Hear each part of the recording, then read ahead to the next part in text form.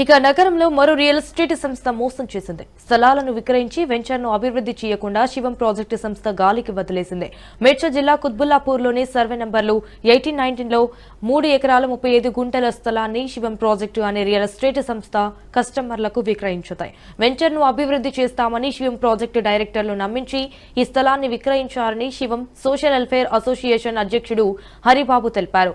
వెంచర్ను పూర్తి స్థాయిలో అభివృద్ధి చేయకుండా తమను మోసం చేశారని కస్టమర్లు వాపోతున్నారు. ఇక ప్రాజెక్టు పూర్తి కాకపోవడంతో తమ స్థలాల్లో నిర్మాణాలు చేపట్టలేని దుస్థితి నెలకొందన్నారు.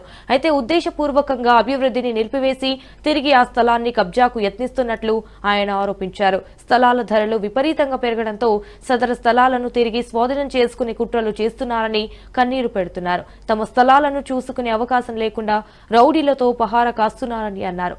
అయితే ప్రభుత్వం తమ సమస్యను పరిష్కరించాలని బాధితులు కోరుతున్నారు. మా ప్లాట్స్ మాకు ఇప్పించండి అధికారులారా.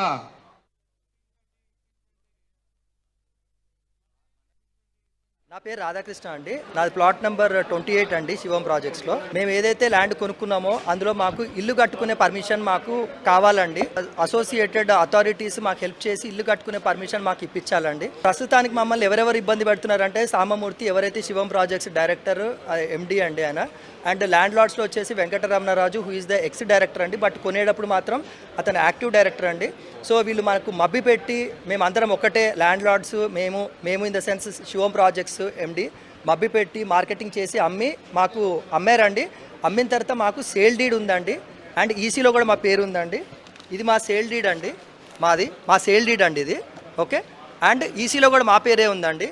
ఉన్నా సరే వీళ్ళు ఏంటంటే ఇంటెన్షనల్గా ఈ ల్యాండ్ లిటిగేషన్ క్రియేట్ చేసి దీన్ని ఈ ల్యాండ్ నుంచి వీళ్ళని పంపించేస్తే ఆ ల్యాండ్ మొత్తం వాళ్ళది అయిపోతే వాళ్ళు నెక్స్ట్ ప్రాజెక్టుకి వాడుకోవచ్చు అనే మెయిన్ ఇంటెన్షన్ అండి వాళ్ళది.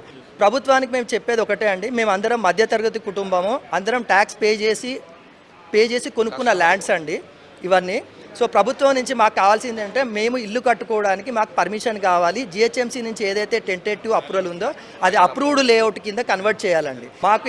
మాకు హెల్ప్ చేసి ఇల్లు కట్టుకునే పర్మిషన్ మాకు ఇప్పిస్తే, ఏదైతే జిహెచ్ఎంసీ ఇచ్చిన ఈ లేఅవుట్లో మాకు ఇల్లు పర్మిషన్ కట్టుకునేది ఇప్పిస్తే మేము చాలా సంతోషపడతామండి. మధ్యతరగతికి ఒక భరోసా వస్తుంది. నా పేరు హరిబాబు అండి. శివం సోషల్ వెల్ఫేర్ అసోసియేషన్ మాట్లాడుతున్నాను.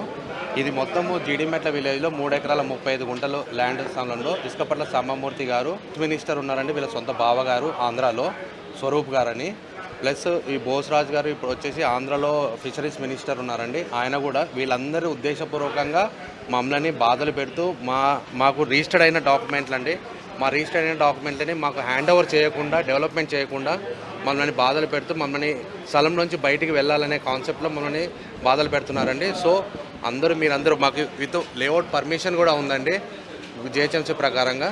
సో మమ్మల్ని దయచేసి మా ల్యాండ్ మాకు ఇప్పించాల్సిందిగా అందరి గవర్నమెంట్ అధికారులని, ముఖ్యమంత్రి గారిని, సార్ మేము పొజిషన్లో ఉన్నాము, మా ల్యాండ్ని మాకు